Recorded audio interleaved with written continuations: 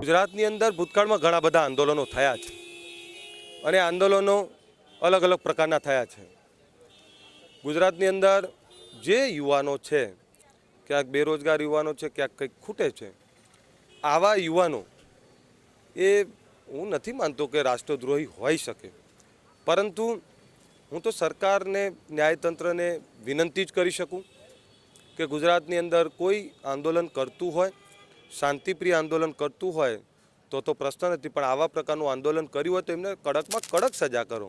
પરંતુ આ કોઈ આતંકવાદીઓ નથી. રાષ્ટ્રદ્રોહ જેવી ગંભીર કલમ લાગવાથી આવનારા સમયની અંદર યુવાનો કે બીજા સમાજો પોતાના હકની લડાઈ લડતા 100 વાર વિચાર કરશે. અન્યાય થતો હશે તો પણ ચૂપ બેસી રહેશે.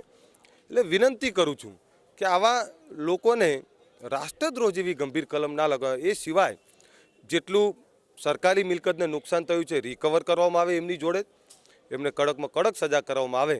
પરંતુ મારો તો સવાલ જ છે કે ભાઈ રાષ્ટ્રદ્રોહ કલમ કેટલી યોગ્ય, એ પ્રજા અને સરકારને બધાએ નક્કી કરવાનું છે. કારણ કે આ હું એવું માનું છું કે આતંકવાદી તો નથી.